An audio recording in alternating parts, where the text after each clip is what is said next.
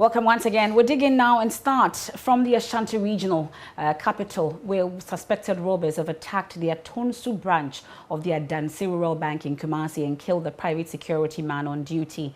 37-year-old Alex Opoku 24, an employee of G4S Limited, the private security firm manning the bank, was found dead this morning with his hands and legs tied behind him. The unidentified assailants attacked the bank's ATM machine and forcibly entered the banking hall. Love FM's Erastus Asari Donko has been following that. He joins us on the line. Erastus, bring us up to speed on this particular situation. What do we know? Is that the bank was broken into, the padlock to the burglar-proof entrance of the main hall was broken, and the young man was found inside the banking hall with his hands and legs tied behind him. There was also a sellotape taped to the mouth as well. He was found cold, dead at dawn this morning. We also know that a laptop and a flat screen TV was taken away. Aside that, we are just learning new details emerging that indeed there was cash in the banking hall, but none was taken. We've also seen that there are cracks on the ATM machine sitting directly in front of the premises, which indicates that the ATM machine was attacked. Signals we are picking is that the police are leaving no stone unturned. They are looking at all possibilities, including if he had any enemies, if this was an act of targeted killing, or perhaps it was a robbery attempt. They are looking at all angles, and so they are getting assistance from the family of the deceased and from the banking officials as well. And they are looking at all possible loopholes into this particular crime. Okay, but do we know if they made away with anything? We know there are cracks on the ATM machines, but did they take away any money? What exactly are the preliminary findings revealing? So, like I said, what has been found to have been lost to this robbery is a flat screen TV and a laptop, but no cash amount has been reported missing despite an attack on the ATM machine. They were not successful. Whatever they tried to do, they were not successful. You could see the surface of the machine cracked, but no amount was taken. Okay, but do we have CCTV cameras or technology deployed for this bank? Have they started looking into that as part of the investigations? In fact, directly at the entrance of the bank, you see the inscription, this premises is under CCTV surveillance. You see two cameras, one directly at the entrance and the other to the side of the ATM. The ATM itself also has a hidden camera in there.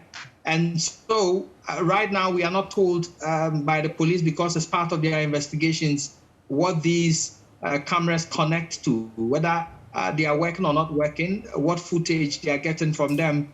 We are told by the police that this is part of their investigations, and so in due course they will assess everything that connects this crime to be able to unravel the mystery behind it.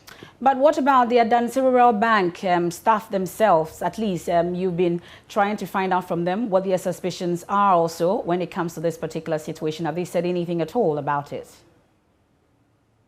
In fact, management and staff of the bank are tight-lipped at the moment on this issue. Banking service was halted for today. When we went in, they were having a meeting with the staff who are visibly shocked and demoralized at the turn of events. The manager told us that for now they are assisting the police in every part of the investigations. They cannot say anything for now to say that when the police have concluded their investigation, the bank itself in due course will come out with a press release. And that's my colleague Erastus. But I'm sure you've been finding out from those who know this particular gentleman, the 37-year-old gentleman. Have they said anything? The G4S company also that he works for, has anything come up at all about him?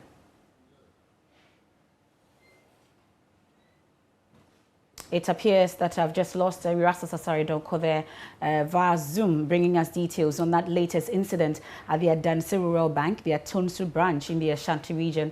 That's the latest incident, whether we don't know if it's related to a particular robbery or whether it's a contract killing, what exactly it is. Police are yet to give us details on that. But Erastus, I was asking if we've heard anything about this particular gentleman. He works for G4S. Have they been saying anything in terms of preliminary findings as part of the investigations? Well, we met the customer service manager for G4S Security. He told us that the gentleman has been working with them for the past 2 years. They are saddened by the event. They are assisting the police with every information they have. That is what they have to say for now. We also saw a grief-stricken mother of the deceased who came to the premises crying, and she told us that she's already told the son to stop this kind of job because she wasn't happy with him being a security person at the bank. She thought that it was too risky. And so she is saddened that the son did not listen to her and has found himself in the clutches of death through the same job that she warned him about.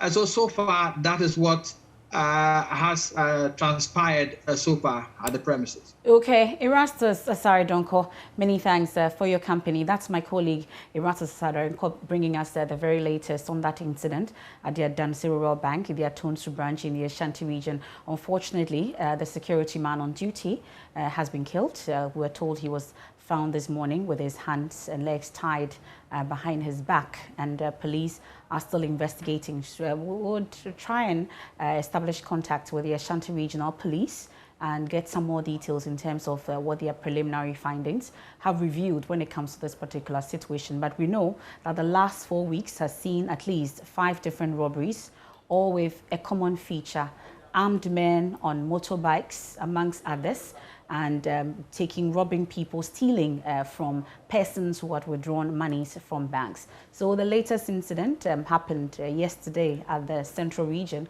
and the Association of Bankers say they are worried and have set up efforts to have its customers opt for online transactions rather than those involving cash.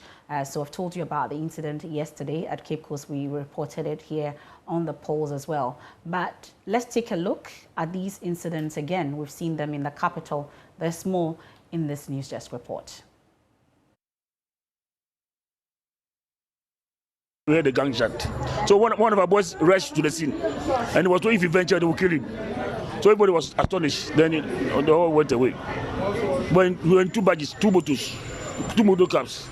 An eyewitness recounting the Cape Coast robbery. The police is asking for assistance to track the robbers who carried out the operation on motorbikes. The 73-year-old man who was attacked is said to have withdrawn an unspecified amount of money and was trailed by the robbers. This approach is similar to a robbery at Wager last month. A woman who had withdrawn money from an ATM was accosted and robbed. I was at my shop and I had a gunshot. I just came out from my shop and I saw 4 men on bike with a gun, 2 guns. It was something in an action where people couldn't come out. It was so scary. Yes, they were firing as they were moving. On September 20, at Achimota, along the Accra-Amasamang highway, 4 armed robbers executed a similarly well-planned and coordinated heist where they followed a woman from a bank at Abeka where she had withdrawn an amount of money. 3 motorbikes surrounded the woman's vehicle whilst waiting for the traffic light to turn green. One went straight to force open the driver's door and pointed the gun at the woman. She handed over 3 bags containing money to the robbers without hesitation. The robbers quickly jumped behind the waiting motorbikes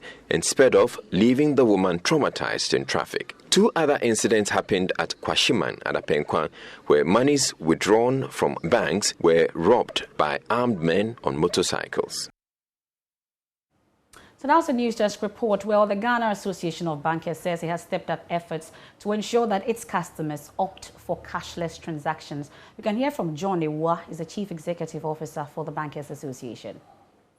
It is a matter that really concerns us as banks, and also to the extent that our customers are affected, it also worries us that customers use our infrastructure or branches to withdraw cash, and either on their way or at their locations, they are attacked by robbers and through all kinds of means. Are there any steps that you are undertaking? On your own device, you can do it. So we have increased our educational drive to educate our customers about these huge sums of money that are always being withdrawn from the banking system, ostensibly to pay for services that they can undertake at their locations without having to walk into the branch in the first place.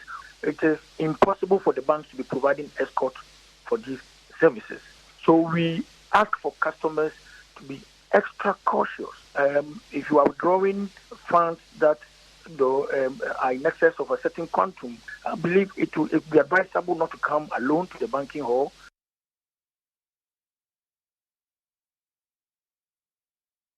Let me bring in at this point a security analyst, Dr. Ishmael Norman. We're grateful for your time here on the Pulse today. So for the past 5 weeks or so, a similar style in terms of robberies. We can talk about the Apenkwa incident, Kwashiman. We've had cases also in Cape Coast, in Anglon, in Afiadenigba. A number of them, in one instance, in Kwashiman, for instance, one bystander was shot. There's a development also today in the Ashanti region, though not in the same style. A security officer on duty, we are told, has been killed in the process. The investigations are still underway. But studying the trend, the number of incidents that have recounted in terms of the broad daylight robberies, what do you reckon really is happening? Well, thank you for the opportunity. Armed robbery is a crime of opportunity. And are we ready? Yes, we are. Okay. Armed robbery is a crime of opportunity and it's situational control. So the armed robbers look at the activities around them. They are paying close attention to the people who come to the banks and the people who leave the banks. The way they walk to go in, what they are carrying. Unfortunately, we've just lost Dr. Ishmael Norman, technology, but we'll raise Dr. Ishmael Norman back to study the trends. He's been studying it. We've recorded incidents at Apenkwa. We've seen the incident at Kwashiman. Malam Wejagbawe, also a similar style, was a broad daylight robbery. All of them going to the bank, withdrawing money, and they were attacked. Men on motorbikes. The same one in Cape Coast. We're told in Anglon, Afiadenigba, so far 10 persons, 10 robbers, we are told, have been picked up by police. They've been updating us on that.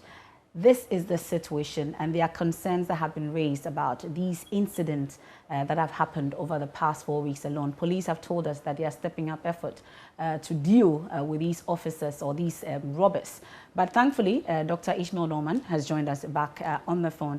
We're grateful once again. Sorry, we lost you there on the phone, Dr. Norman. So you're giving us what you've studied in terms of the trends. All right. Like I was saying, armed robberies are crimes of opportunity and situational, assessment. I think that the way people go to the bank when they have nothing in their hands, when they are leaving the bank, they have box of, bags carrying down out of the bank. All of these are very simple things for an armed robber who is cross-marking customers to actually see that, the person has gone for money, let's chase them. The banking halls, and I'm very happy the Ghana Association of Bankers step up efforts for customers to be more protected. The banking halls are just too open. There's no privacy for any kind of deal. So even if a person poses as if he's, going to cash money or withdraw Western Union money, and he's sitting there watching activities, they can easily send text messages to their friends outside. The guy in blue shirt, white, whatever, is carrying lots of money. Please go after him. So they need to do a lot more because all of this starts from what happens inside the bank. And they need to reconfigure the design and control of the banking situation within the halls. Some of these banking halls are not fit for banking operations. They are storefront operations. Let me put that aside. A lot of the people who get robbed, they resist too much. When somebody puts a gun to your head, don't turn it into a murder. It's an armed robbery. It's just your money that they are taking, not your life. If you can, give it to the person and be safe. Because there is no sense in dying over 5,000, 10,000, 50, 100, there is no sense. So if you can give up the money, give up the money. And the armed robbers, please, don't turn a simple armed robbery event into a murder case. Because that's not your intention. Your intention is not to go out there and kill people. Your intention is go and steal money. So steal the money and stop the killing. Because it's just horrible. It doesn't make you a good criminal. It just simply makes you a very bad criminal. Secondly, the police is doing the best that they can. But they cannot know exactly where the armed robbery situation is going to happen. So the response rate, the police needs to improve the response rate. I do not know the national response rate to crime. If it is 15 minutes, 20 minutes, 1 hour, they should reduce it to 5 minutes or less.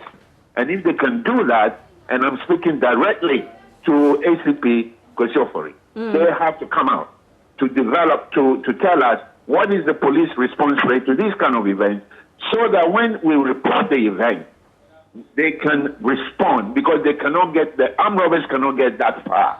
Okay. There's always eyewitnesses around. So because the police response rate is poor, that is why these boys have taken advantage of the poor response rate, the weak response rate, and doing what they are doing. So there are a lot of issues that need to be studied, that need to be discussed, not in public, but with the police administration, and develop strategies, because it can be controlled. But getting to Christmas, if something is not done, the bravado talking of the police is just horrible. I am pleading with the armed robbers, stop killing people. I am going on my knees to plead on behalf of Ghanaians. Don't kill anybody. Just take the money that you went after. I am not that proud to say, I beg you to stop it. Take the money and go away. Don't kill anybody. But the police needs to reduce, to enhance this response rate. It needs to enhance its informers. The bankers need to reconfigure the banking house, because most of them are like shops. They are not really fit for banking. Okay. Well, but so you have an appeal to the robbers. We've talked about what the police should do in terms of their response rates and all, and the banks as well. But really, as customers of these banks, and then also as Ghanaians in general, going into the festivities, you've talked about how the rates are going to go up. How really should we be taking our own security into our hands? What should we be looking out for? For instance, if you're going into the banking hall and you're going out, what exactly should you be looking out for in terms of taking your personal security into your own hands? A lot of us, MFA, when we get a little bit of money in our hands, we become pompous.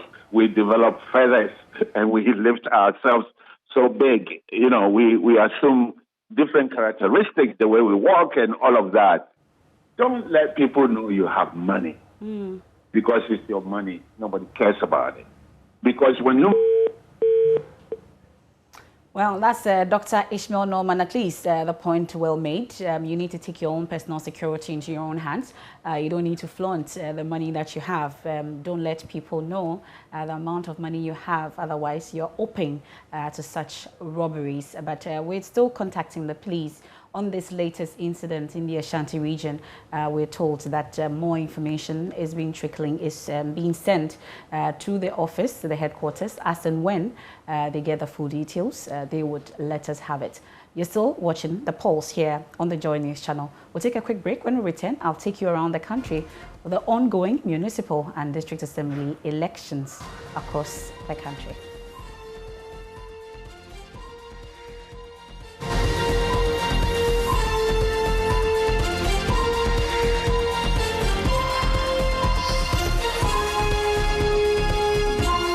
Welcome back and thanks for staying with us. And the ongoing municipal and district assembly elections across the country has been characterized by cases, collapses and rejections of nominees. We'll start from the Upper West region, where two close relatives of the president's district chief executive nominee for Wa West collapsed. Ali Bukari was rejected by the 41-member assembly after polling 15 yes votes and 26 no votes. His relatives were quickly rushed to the Wa West District Assembly for treatment. JoyNews Upper West correspondent Rafiq Salam has this report. Following the refusal of Lora and Juba municipalities to confirm the president nominees to their assemblies, Upper West Regional Minister Dr. Hafiz bin Sali and his team had wished Wuchao, capital of the Wa West district, should not be another Waterloo for them. This he pleaded with the 41 assembly members to do well by voting to give an overwhelming endorsement to the confirmation and Upper West Regional Communications Director of the MPP, Ali Bukari. He's not a stranger that the government is trying to impose on the people of Wa West. He hails from this area and he's one of you. And I believe strongly that because of that, you're going to give in an overwhelming endorsement. The end result was, however, an overwhelming rejection of the father of four by the assembly. In all, we have 41 honorable members present and voting. So the yes was 15, representing 36.58%. And then the no vote was 26, representing 63.41%.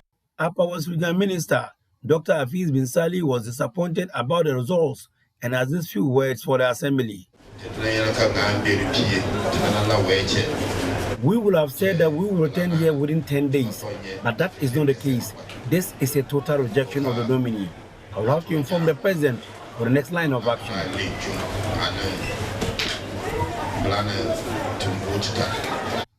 Supporters of the nominee were not only shocked about the results, but angered.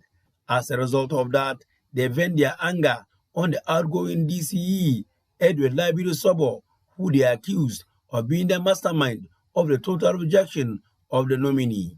He was nearly attacked, but for the presence of the police, who whisked him away to safety. Edward Labiru Sobo has, however, strenuously denied those allegations leveled against him. Two female close relatives who were unhappy about the rejection of the nominee collapsed and were rushed to the Wa West District Hospital. Reporting for JoyNews, Rafiq Salam, Wuchao.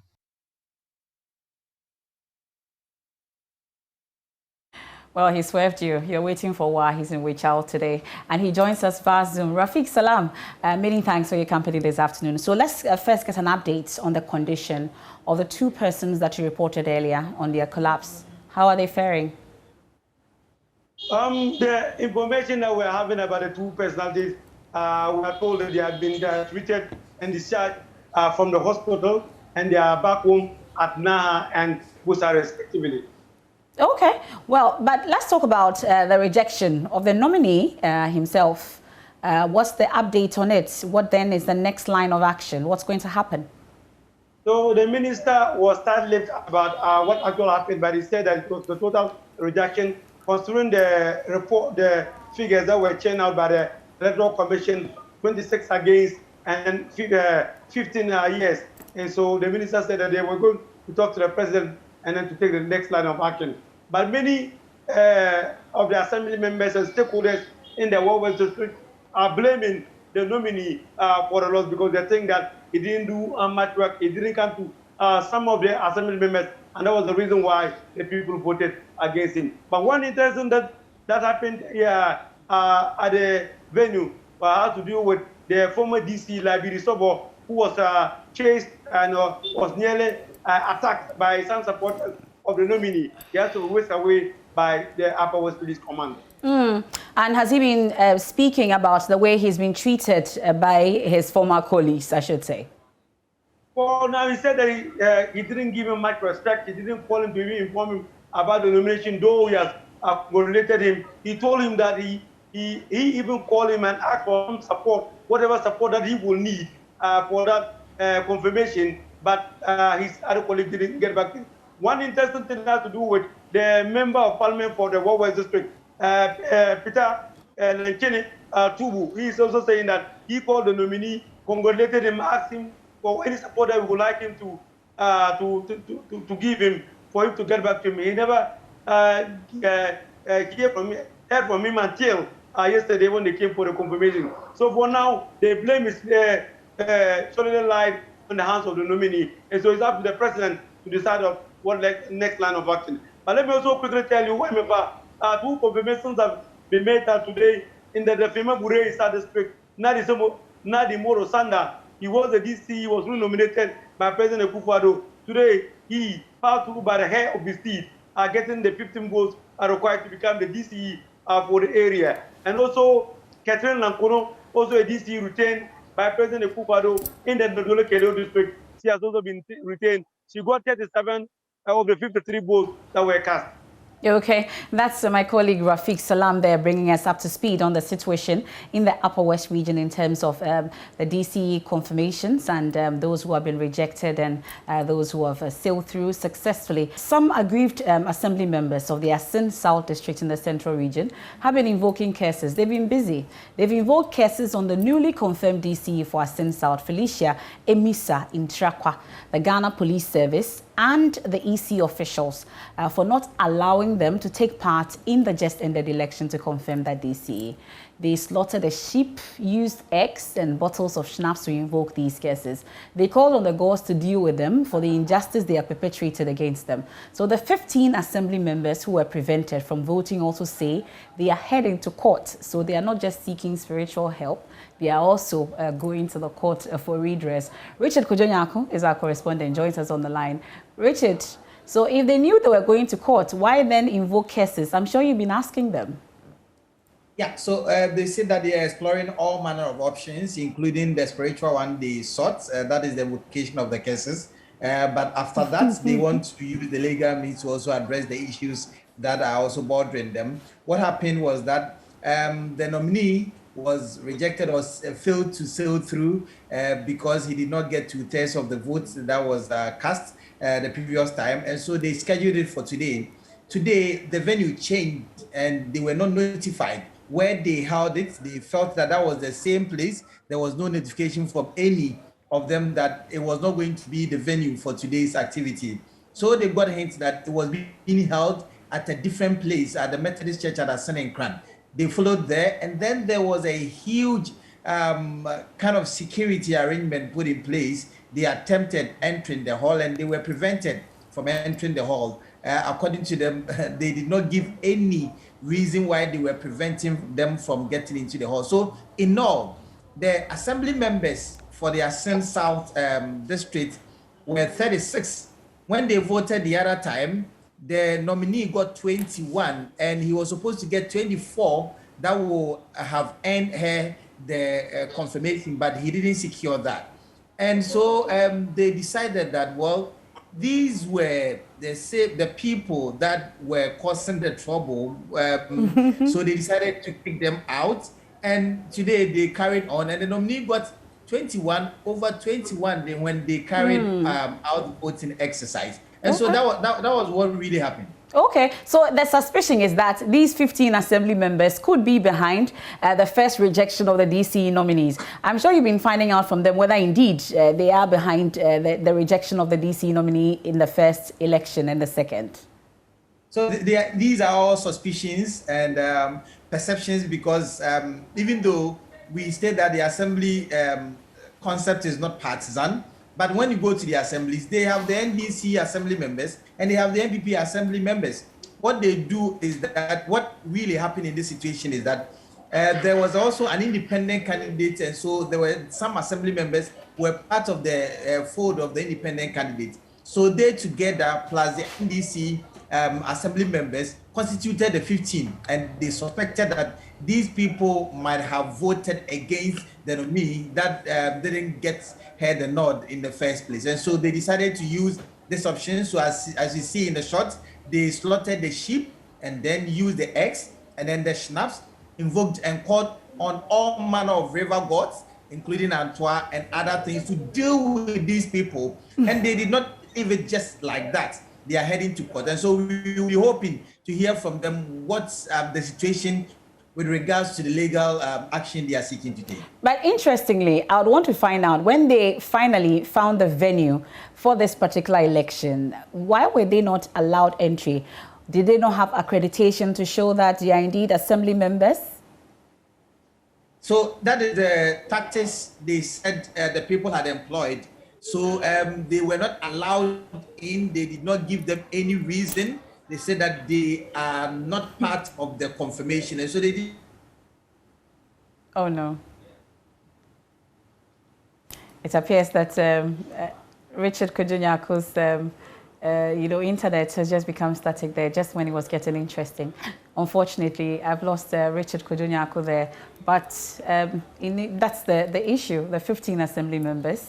They have, so they are resorting to the courts now after invoking cases on the police, the DCE nominee, and then the Electoral Commission officials. They're saying that they did not allow them to partake in the confirmation of the DCE. They did the first, they did the second, and the third. They were denied access to the hall, so they couldn't vote. So they've just been invoking cases on them, and then also heading to the court to seek legal redress as well on the situation. So that's for Asin South. That's how it went down in terms of the nominations. I will head to the Western region now, where a member of the Shamar District Assembly, Joseph Isaiah Mensah, has alleged that his colleagues took an amount of 2,500 cedis each and still voted against the presidential nominee for the area. Natalia Kwanzaa has been following that. She joins us on Zoom with more as well. So, Ina, assembly members say they rejected the nominee in spite of allegedly collecting these 2,500 cedis. Please give us all the rundown. She joins us on phone. Hello, Ina. Hi, MFA. Okay, so I'm asking you to give us all the rundown when it comes to taking of these 2,500 cedis and still rejecting the nominee. Yes, MFA. So this is coming from an assembly member from Shamar, precisely Shamar Etitudo, who alleged on a radio station based here in Accra after the president's nominee was rejected during his confirmation that his colleagues took 2,500 each before they went for the day of confirmation. And he doesn't understand why they took such money and they still rejected him. He made a strong case that even though they know some people, he didn't mention some names, and even said that there are NPP assembly members and there are NDC assembly members. They managed to, he says he's an NPP assembly member. They managed to give everyone this 2,500, but he's so sure that some fraction of even the NPP assembly members are still working for the formal DCE, Joseph Amwa, because he feels that he is behind this rejection that the president's nominee had. So this is the issue. But then the presiding member for the area also came out strongly saying that no assembly member under his watch has taken such money from the DCE nominee. Well, it's interesting that the assembly members are saying they took money, but the presiding member is insisting that no monies have been taken. Has he been able to tell you what his suspicions are as to why they'll be making such allegations when indeed he hasn't given them any such monies? Well, he hasn't, but whilst I monitored conversation on the Accra Bay radio station, the presiding member was so emphatic that there is no way any assembly member would take money, give the confirmation. If they are giving confirmation to someone, it is because of development that they want within the apartment area, not because they want to make money out of any nominee or whatsoever. So for him, he says his members have not taken money. But this assembly member, who is also part of these people, says that they indeed, his colleagues took 2,500. So MFR, the president's nominee had 12 votes yes, and then 11 members voted no against him. Well, but I know you're currently in Elembele, where the DCE, Kwesi Bonsu, has also been confirmed after being rejected for the first time. Tell us about it. So Kwesi Bonsu was rejected last week when the confirmation went on. Last week, he couldn't make 2/3 majority as stipulated by law. But this time around, he was able to make it by the skin of the teeth. He had 35. And then 15 said no to him with 2 rejected. Before his confirmation, one government appointee assembly member's appointment was revoked and replaced with another one. After election, people were saying these are suspicions and these are just allegations. People were saying that the one whose appointment was revoked was the reason why they could kill through this time. Okay. And he has been, Kwesi Bonsu has been happy. He has promised that he would work peacefully with everyone and then ensure that Elembele gets the needed development it should get.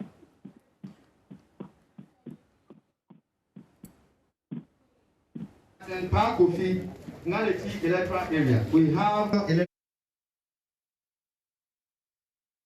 We engage the assembly members extensively. Each one. The chiefs and the people of Elembele also got involved. So it's a victory for all of us, I would say so. It's a new challenge, maybe a bigger challenge, because as a second term, we've understood the system, how it works, the problems, the challenges, and I believe that I've gained enough experience to work through the second term. So second term, we will work hard to bring more development to Elembele. That's what matters to us. If you look at the beauty of democracy, we agree to disagree. And the most important thing is that we have been confirmed. I have been confirmed as a DCE. I've worked with them for the last 4 years. I'll continue to work with them. This time with a lot more openness and transparency. All of us. I believe even those who didn't vote for me, it's not because they have any person against me. Maybe because of the process, I've stepped on a few toes. But it's important that we have been confirmed, so we'll continue. Thank you.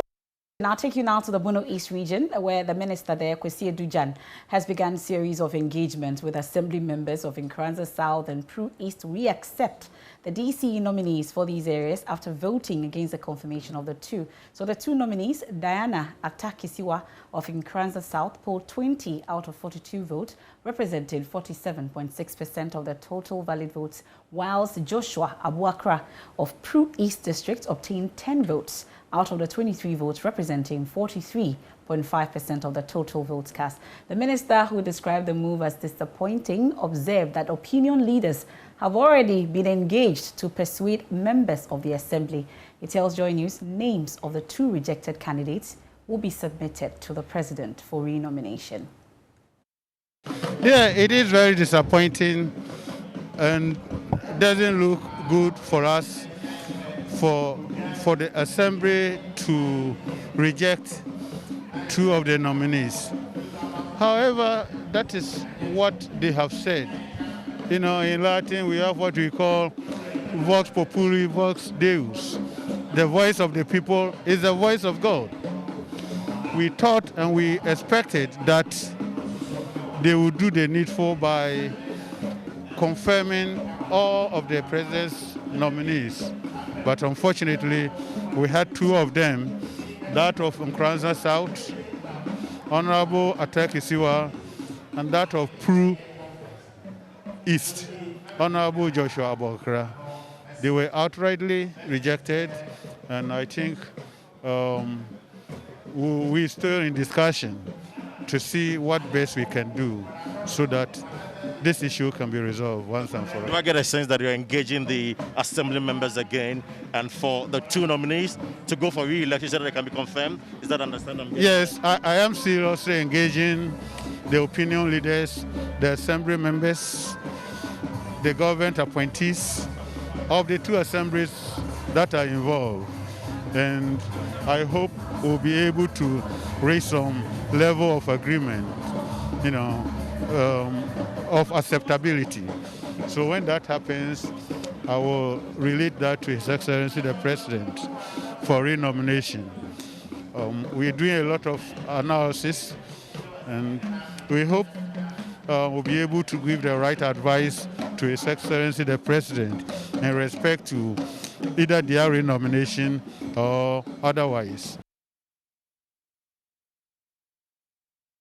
Well, residents and some members of the New Patriotic Party in the Nkranza South municipality have also expressed the excitement after 52.4% of assembly members voted against the president's nominee for municipal chief executive position during a confirmation process at the Assembly Conference Hall. Residents, according to these residents, Dinah Atta Kusiwa's failure in the execution of developmental projects in the area between 2017 to date, when she occupied the same office as the MCE, contributed immensely to her rejection. Anna Sabit witnessed the confirmation. Here's more. So after the total rejection of the president's nominee for the position of the Nkranza South Municipal Chief Executive, we hit the streets of Nkranza to have the take of residents here about this particular situation. Most of them seem excited about the rejection by the members of the Nkranza South Municipal Assembly. It's true. We should be happy.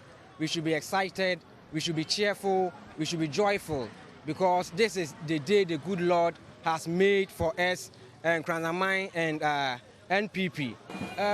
When we heard of her name 2 weeks ago, it was about sadness and a whole lot. People were lamenting, people were crying, because we've gone through a lot within the last 4 years. President Asido, you hear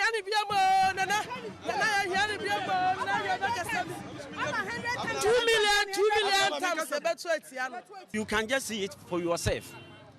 Just after that people voted against the woman, everybody in this town is jubilating. It is because the people in our town are not happy with her. So we are saying that Nana Dankwa Akufo-Addo, as usual, can listen to us and make a change. That there should be a new name. Somebody else will come. And that the whole of Nkranza will happy and you will vote for that person. To most of them, the rejection has to do with her inability to bring development to the area. They say the municipality has not been transformed in any way since her appointment as a municipal chief executive for the Nkranza South municipality. After this election, if you go to the other municipal assemblies, you will see that development is really going on, specifically road construction. But if you come here, you can see that there's nothing like development. So people in Nkranza are really beefed. We are not looking for this woman anymore. I would say if we should take the word incompetent from former President Mahama, the next person to carry the word incompetent is Madam Dinah Atta Kusiwa.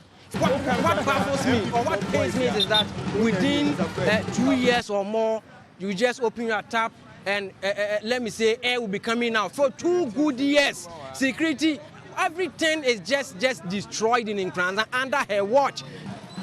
Well, others who are key members of the New Patriotic Party feels she totally rejected members of the party and then dealt with the opposition NDC. And so for them, they are super excited that the members of the assembly has finally shown her the exits. Nkranza MPP nanka ni kwanse ko opposition because of Mami Wenti. Mami Wenti timutena sema yeto abawie yansa na okofa grade ade ba besi akwanso se wo twitwa akwan. Abraye ba beto aba. Na se ne mpanimfo bitim kwa hyaase ho nkoba takisi wadin se omna me yamsi wo kuro ha na ate se Nkranza yada aso ya na agu abonten. Ya sra na se Yampa form wo kuro ha nyina bia ne won pa atakisiwa yampa atakisiwa ne yampa atakisiwa cha nipa obo oni dia NDC fo nko ne jubilate MPP fo nyina ya edin because of say yampa no yampa atakisiwa na yampa ne china atakisiwa bedi MC last 4 years oni MPP ni bia anya adwuma oni MPP ni bia amfa adwene oni NDC fo nko ne fa adwene MDC fo nko ne eyo omadwuma. So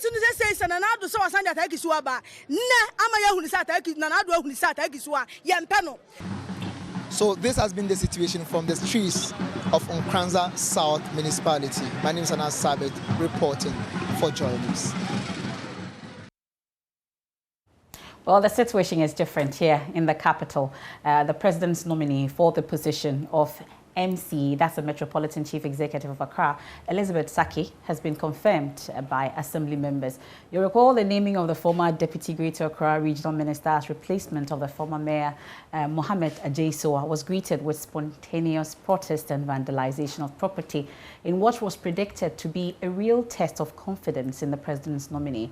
Well, my colleague Manuel Kranting was live at the City Hall. He joins me in studio with all the details. So let's go through it. How did it go? So MFF, it seemed to have been a really well designed, process, so that even right from the get-go, all the Assembly members at their entrance into the hall where the confirmation was to take place, they were jubilant. And there was a clear distinction. You'd remember that Richard Kojo-Nyarko mentioned that even though the Assembly members are not supposed to be divided along party lines, it seemed quite evident that there were some members who were in the NPP caucus and then some others in the NDC caucus. The difference, however, is that all of them seem to have, in unison, come to confirm her. And so, one after the other, they took their turns, totaling about 30 of them. They took their turns to cast their ballot.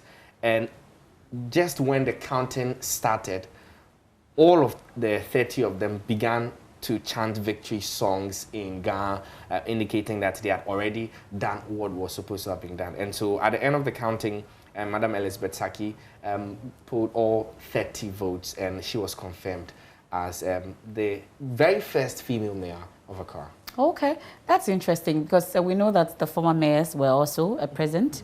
I saw you interact with Van der Poy, and then also, how about the former mayor also, Mohammed Ajaysoa, also present? Indeed, his countenance was something that you would not say give any indication of rancor. Okay. And as Madam Elizabeth Saki's nomination was announced sometime last month, there were spontaneous protests from people who alleged to have been from the camp of the former mayor, Mohammed Ajaysoa. This time around, he was wearing a white shirt, okay, and so he came to support, not him alone. In fact, there were mayors who go as far back as 1983, E.T. Mensah, he was there, Niadri Blankson was there, I saw Alfred Okuvandapo and spoke to him also, and then also the immediate past mayor, Mohammed Ajaysoa. So all of them. And one thing was striking, the regional minister's word at the end of the entire confirmation process was that it had taken a lot of lobbying and, if you like, galvanization from both aisles. Indeed, the landmass of the Accra Metropolitan Assembly spans among 3 constituencies, the Kuma South, the Ododo-Diodo, and then, of course, the Okankwe South. And just one of those seats is occupied by an NPP Member of Parliament, Dakwa Newman. Yeah. The remaining 2, Alfred Okuvandapo at Kuma South, and then Neil Ante Vandapoy at Ododo-Diodo. But all of them came together and threw their weight behind Madam Elizabeth Saki. And one word, if you like, a statement that Alfred Okuvandapo made to me said that they know her from her beginning as an assembly member up until she became MP, and then even became Deputy Greater Accra Regional Minister. And so for them, she is a woman for the job. And so that is what that was the mission that they had, and they delivered. Okay, well, you are a friend of the AMA, and I can see you sporting your white shirt as well. And what happens then to our Clean Ghana campaign? I'm sure that is on as well. I'm sure you've been finding out from her. Indeed. This is, in fact, she mentions, and I'll quote her from her acceptance speech. She says that it is time to make Accra a model city for the West African sub-region. And so for her, this is a time to even move into the next gear. And so the Clean Ghana campaign is even coming back stronger. Your position is secured. That's my colleague Manuel Kranting. Thank you very much. And of course, you bring us the next edition of the Clean Ghana campaign. Bring us updates on the confirmation of the Mayor of Accra, Elizabeth Saki. Once again, congratulations. To acknowledge the hard work and dedication of previous Metropolitan Chief Executives of this city, namely the Honorable Enoch Mensah, Honorable Amakai Amatefiu, Honorable Solomon Dakum, Honorable Stanley Ni Ajiri Blankson, Honorable Alfred Oko Vanderpoel, and Honorable Mohammed Ni Ajay.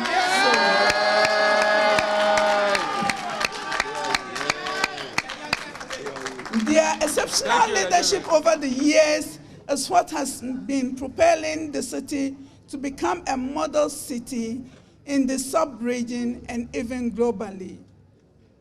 I will not hesitate to tap into their rich experiences, and my doors are always open for advice from them. This city is endowed with numerous human and material resources that could be harnessed for the benefit of our people. There is a lot of work to be done. Therefore, this is a clarion call for all to come on board so that we can achieve our goals. To my assembly members and the staff of the assembly that I will be working with, I will need your unflinching support. Uneasy, they say, is the head that wears the crown. But with a strong neck to support the head, the crown will be very light, and we shall smile at any storm. My vision is to build a new Accra, a model city whose inhabitants have a shared responsibility in making it modern. Therefore, I will require the support of everybody here for this to be a reality. The chairman, all established protocols observed.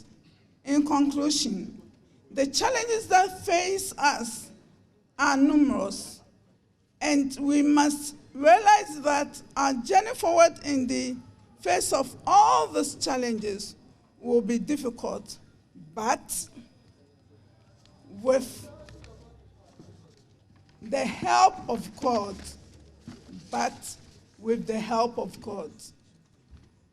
and all stakeholders, we shall overcome. That's the new mayor of Accra, Elizabeth Kwacho Taria Saki. As a former Deputy Greater Accra Regional Minister, a former MP, and then also a former Assembly member. She's now the mayor of Accra. We'll take a quick break here on The Pulse. When we return, we'll bring you the latest on the LGBTQ+ issues about that bill. We know that the Church of Pentecost has vowed to vote out any political party that supports or opposes the current bill. I have details of that after this break.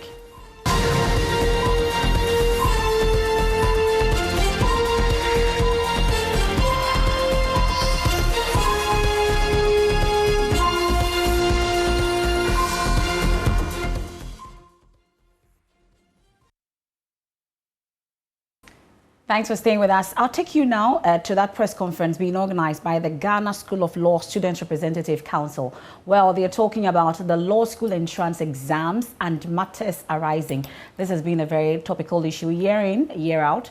There's always an issue of concern right after they write that exams. 790 out of over 2,000 that wrote the exams.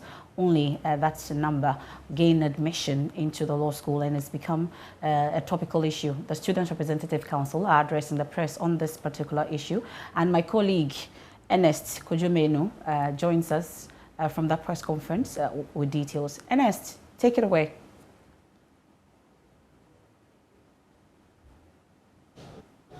Yes, Mfa, so the Ghana School of Law SRC has been addressing the media today on the development. Just a background to this, you know that over 2,800 students sat for the exam this year. Just 700, a little over 700 passed the exam and therefore have been given admission into the Ghana School of Law. There were, concerns raised by some of the students. We know that an application was made for the raw scores to be released. That has been released. released, and the Ghana School of Law SRC says it has conducted an audit, and it has emerged that 499 of the students actually made the pass mark of 50%, and therefore ought to have been given a place at the Ghana School of Law to study for the professional legal course.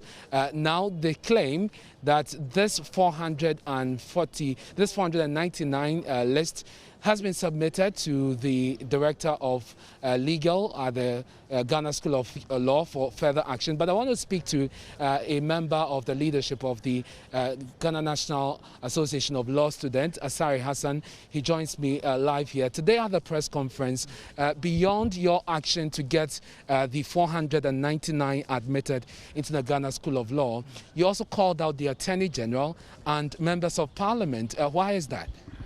Because we think that when a legislator is made in that effect, this problem should be resolved easily.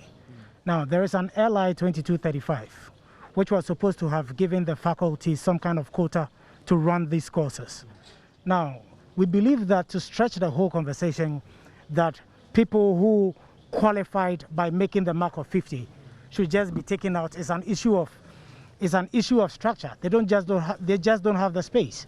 So we think that if Parliament came in and decided to give us audience by looking at the issues and drafting the legislature to that effect, this problem will be solved once and for all.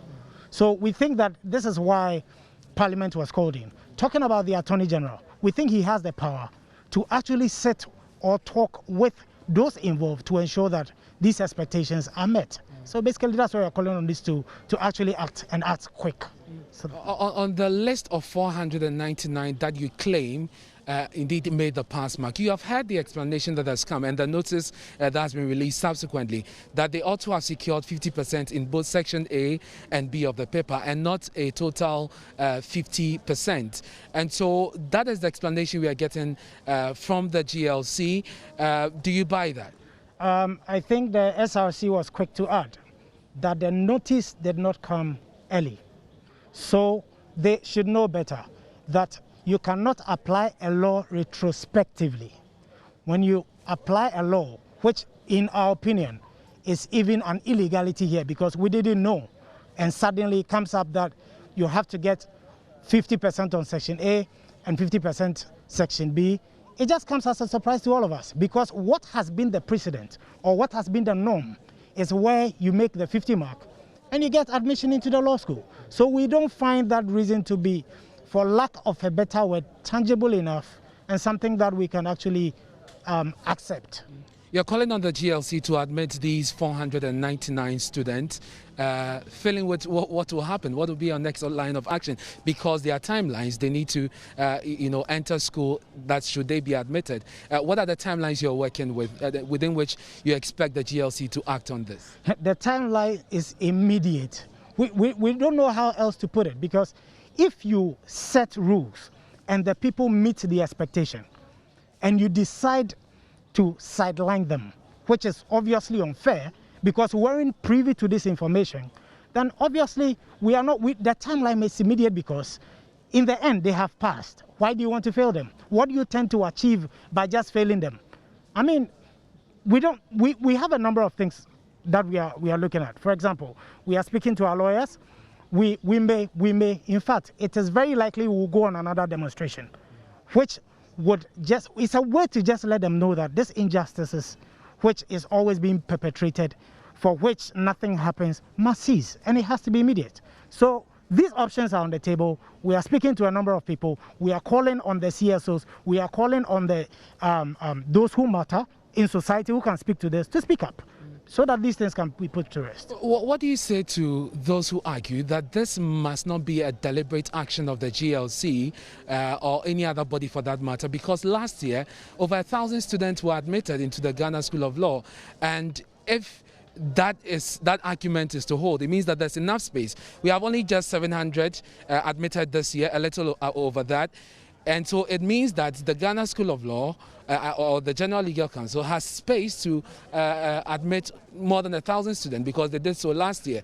These students simply did not meet the mark, and that is why they are taking such an action or decided their fate as this. I like it when I'm asked such questions because before last year, they went for lectures from Monday to Friday. Last year was a political year. So is it the case that because of their interest, they decided to open up? Now, what is happening presently is that every student now goes for 2 lectures in a week. They don't do the usual 5. So you pick Monday and Tuesday, Wednesday and Thursday, or Friday and Saturday, as opposed to when it was Monday to Friday for every student. So they had to find a way to adjust, even though they claim they have space. So in my opinion, I don't think the issue is they have the space. I think they don't have the space. They should acknowledge it. We find a solution to it and stop intimidating and causing too much havoc with people, innocent, brilliant students who have made the mark and trying to frustrate them. It doesn't help anybody in any way. Thank you very much. That's Asari Hassan, a member of the leadership of the Ghana National Association of Law Students. They were here to support the SRC of the Ghana School of Law, which held a press conference a while ago on this development. So they're asking the Attorney General to speak. They're asking members of Parliament to speak on this matter and some more detail on this, because they claim that the budget for this year, MFA, which was submitted to Parliament, indicated that the General Legal Council would only take care of 500 students. The president who addressed this press conference said it took the intervention of the Education Committee of Parliament to raise that number from 500 to 700, which reflects in the number that has been admitted this year into the Ghana School of Law. And so the question they're asking, that is it that the executive or the legislature is tying the hands of the General Legal Council and not giving them the free will to expand and to admit the numbers? That is the question they are posing, and they demand that the Attorney General speaks and also members of Parliament, especially those on the Constitutional and Legal Affairs Committee of Parliament, speak to this issue. Okay, thank you very much. That's my colleague Ernest Meno. He's on later tonight with a JoyNews Prime. I'm sure I'll bring you more of that from that press conference that he's just attended. We know that 2 MPs, the Deputy Ranking Member on Constitutional and Legal Affairs and MP for Medina, Francis Xavier Susu, has petitioned the Speaker on these issues. And then also we're told about Roxanne Nelson Dapamakbo. He's also been petitioning about the CJ on this particular issue as well. We'll be following it through and through as and when we get more. We'll bring that to you. On to some other issues also generating a lot of controversy throughout this week is the submission of memoranda for and against the proposed Human, Sexual and Ghanaian Family Values Bill 2021 ends today. And already JoyNews is learning that over 150 memos have been submitted ahead of formal consideration by the Committee on Legal and Constitutional Affairs. So when passed, the bill will criminalize the activities of LGBTQI+, as well as individuals and organizations that advocate or promote the activity in the country. So the Christians and Muslim faith are united in their support for this bill. The Church of Pentecost, for instance, has sent its strongest caution yet to government. National Chairman of the Church, Apostle Eric Nyamiche, says his outfit will vote out any political divide that stands against the passage of the promotion of proper human sexual rights and Ghanaian Family Values Bill. Listen. You see, the Christian community will now go into caucus and decide what to do, because lawyer Akoto Ampao has made us know their roadmap. They are going to the radio stations, and then they'll be organizing some street march and all that. You see, if we get to the street and our numbers come out and you see us and you can still pass this something against this bill, then you have done well.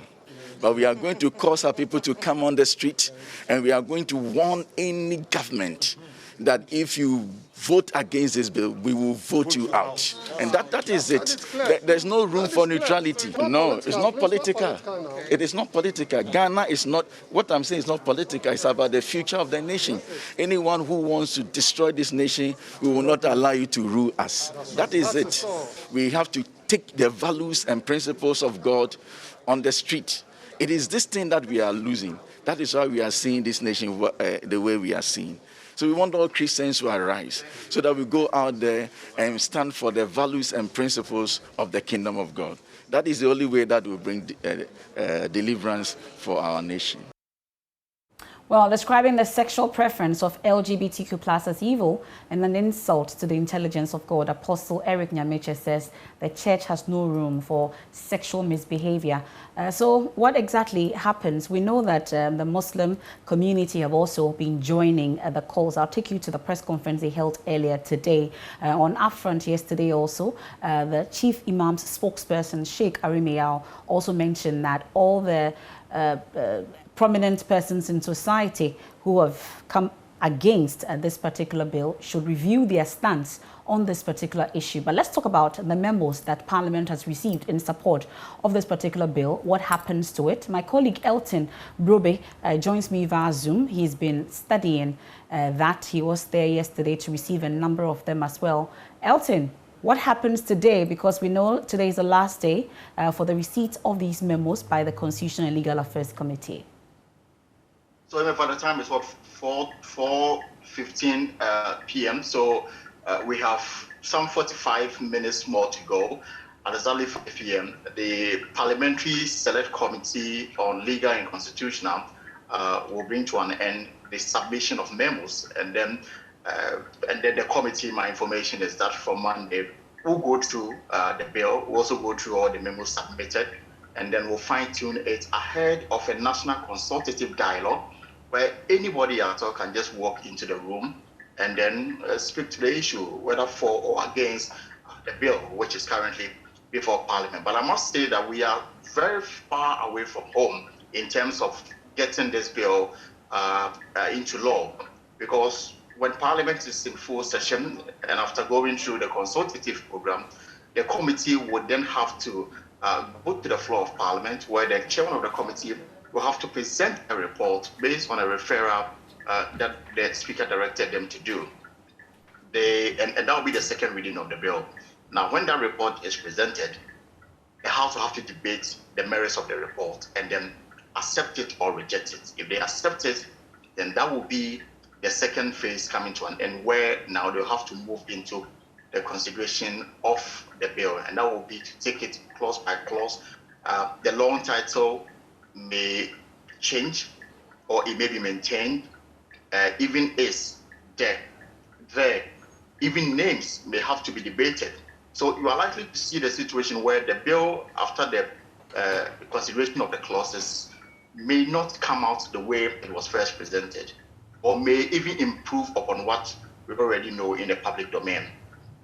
This is where the real work will have to begin. This is where the Christian Council or the Muslim faith will have to now lobby MPs to ensure that the clauses that are contained in the bill are what will come out at the end of the consideration. If they are unable to do so, and MPs don't fully participate during this discussion period, and is left in the hands of people who are for or against, then you are likely to see the situation where once a clause is debated and the question is put, you don't have people who are in favor of the bill and have people who are opposed to the bill outnumber those in favor. You are likely to see that particular clause step down. And then when everything is done and dusted and it is at a third reading, we are likely to find a situation where the bill may appear different from what we know now, or may appear better than what we know now. So it is a very long way from home. This is where MPs who are in support of it will have to lobby their fellow MPs to get them to back all the clauses that they have proposed in the bill. Okay. Well, that's a long haul there. And already the Church of Pentecost has a warning for some of these MPs who will be going through this particular bill to get it passed. They want it done speedily, and then also warning them that if they don't, they'll be voted out. Of course, that is the position of the church. But when it comes to lawmaking, you know, the political party upon which the MP is in Parliament may have their own position. The caucus, whether MPP or NDC, may have their own position. And then the individual may also have his own position. You have to deal with these matters, the position of the government in power, the party in power, and the caucus in Parliament. Individuals' preference may not entirely go with the position of the party or the caucus. Okay. If that happens, the individual may have to take a position whether not to appear on the floor at all. They may have, or will have to go and register his protest on the floor. Like I said early on, when it comes to the debate of the clause, that's where you need your best foot forward to get them to back it. If you are in favor and you out of Parliament during the consideration of the clauses, and then the opposite side have the numbers, they may dismiss most of the clauses. And by the time the bill is out of Parliament and ready for passage, you will find out that the object may be entirely different from what was earlier presented. Okay. Elton, thank you. Beautiful car there, by the way. I would want a ride soon. Thank you very much. Well, Elton has been also interacting with the Deputy Clerk of Parliament on what exactly to expect. Because the laws are made here, but they are made for the citizens of the country. So it is the interest of Parliament that the citizens also participate in the lawmaking process. And this is one bill that has generated a lot of interest. The Catholic Bishop Conference, as you said, they've presented their memo already. Assemblies of God has also presented. Islamic Council has also presented. And then you have also come in. I'm informed by the clerk to the committee that she has received more than 100 memos from all over the world, which means that the bill is very, very important and people have interest in it. We are most grateful that you are here. The bill was laid in Parliament. As you know, it was Honorable Sam George and 7 others who presented the bill. It was referred to the Committee on Constitutional, Legal and Parliamentary Affairs. As you said, after the deadline, the committee will meet and examine the bill alongside all the memoranda received. At any point at the committee level, you can be involved. Even if you want to make presentations before the committee, you'll be permitted. You'll be permitted to do that. So the door is not closed yet. You still have another opportunity to meet with the committee at a stakeholders conference to be held later, but the date will come out. So on behalf of the clerk to Parliament, I wish to thank you most sincerely for coming and to present this, to make these presentations. Once the clerk is here, the committee will obviously lay hands on the memos, and at the appropriate time, if we have to invite you, we will invite you to come and then contribute towards shaping the bill before passage. I thank you very much, and may God bless you all. Well, so that's the Deputy Clerk of Parliament on the Constitutional and Legal Affairs Committee. We know also that the Muslim community today also presented their memo to Parliament on this. Also on upfront, Sheikh Arimiao has been mentioning that all these prominent persons in society should relook at their stance. But there was a press conference today also by the Muslim community. We can listen to that. I hope that it doesn't, the issue doesn't become reduced to a partisan battle. I hope that. Because I want our politicians to understand that they are into politics for a purpose. They are not into politics for themselves. Because politics is a way by which you seek public office in order to render meaningful service for the advancement of your country, including what relates to your values and identity as a people. That's exactly the basis on which we have crafted our own constitution. Okay. So I think that I will be sad if on this matter they get divided and they made it an MPP-NDC issue, because there are other matters on which they have been united. Yeah. And I expect them on this particular matter, they don't get divided. The other issue that has to do with the deep pockets, I think that regardless of that, that's why I want even those powerful academic gurus. These are people that you must respect for their academic attainments and the role they have played in civil society. I think they must review their position, think deeply, take a soul-searching, travel into their inner world and understand the implications of this kind of practice. This issue is not an academic issue. Okay. It's not just an academic issue. I mean, we all can go to school and learn all the big English, but it doesn't make us truly human. But education only enhances. But there are true things that humans hinges on and true beliefs and values that have held human. Go to all civilizations that have made advancement. They have built their advancement on certain held strong values.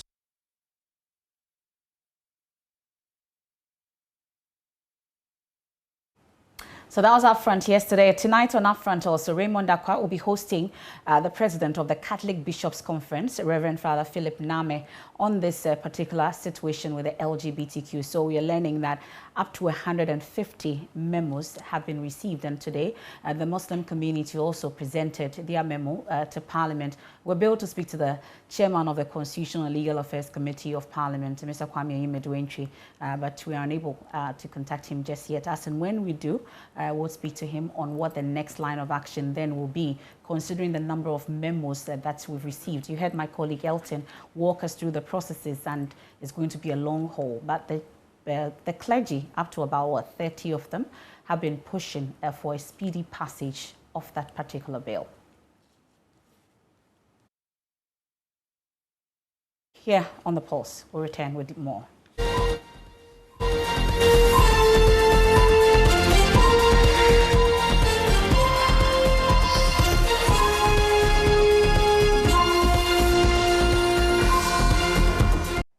Hans Mensado here with Sports on The Pulse. There's a place in Sunday's UEFA Nations League final against Spain, and that is the prize at stake as both these nations look to make amends for falling short at Euro 2020. Many expect France to add to the European title to their world crown, but their round of 16 elimination at the hands of Switzerland was one of the shocks of the tournament. Belgium went one step further, but could not get the better of eventual winners Italy in a thrilling quarterfinals. And that is essentially what we'll be looking at here on The Pulse.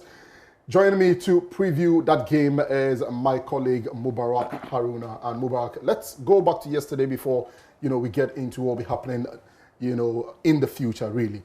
The name on everyone's lips yesterday after that Spain game was Gavi. And that decision by Luis Enrique to play the young chap, we've seen it many times. It could have backfired. He's also a Barcelona player. Why has it taken us this long to see the sort of form, that he showed in that game against Italy yesterday? He's 17 years, so he is a starlet. He has to be slowly integrated into the team. So I am not surprised at all, and I don't have any problem with that.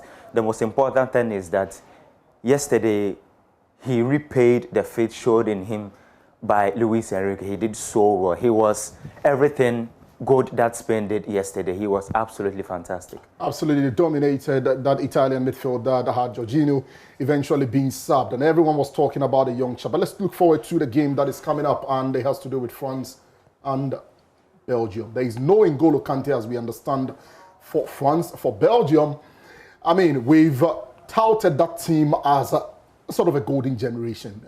Is this finally going to happen? Are we finally going to see them fulfill their potential? It's very difficult to say beforehand because they flattered to deceive either Euro 2016, Euro 2020. They've not lived up to the billion. World Cup in 2018 as well. So when expectation of people are high, they tend to flatter. Now, tonight's game will be a very, very difficult one. They are facing world champions, France. France themselves, they have had their own problems. After the Euros, they've not won a game. They played against Bosnia, they played against Ukraine.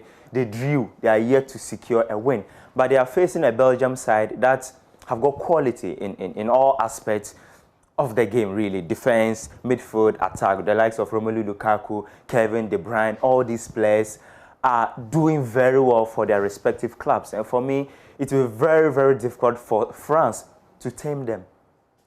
Now, I mean, N'Golo Kante has been at the heart of everything that France has done over the last, 4 years? And he's been quite instrumental for them. He's missing this particular game. I've heard Axel Witsel express happiness about the fact that Kante is not going to be playing in this game. Is this a plus for the Belgians? In other words, does it play to Belgium's advantage?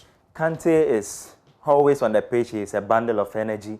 He shows his quality. He's absolutely energetic. He chases down every ball, tackles, everything. He's someone that all the players rely on him. And for United fans, they always complain that Paul Pogba does not play his maximum best at Manchester United. Now, Manchester United don't have N'Golo Kante, But when Pogba goes to France, he is absolutely exceptional. And that is because he has someone like N'Golo Kante who gives him the license to go forward and then attack. So tonight's game, I feel the absence of N'Golo Kante will be a big, big blow for France. They don't have a defensive midfielder. I understand Rabiot will pair with Paul Pogba. He's not a natural defensive midfielder. So for me, I feel Belgium will really exploit that particular space.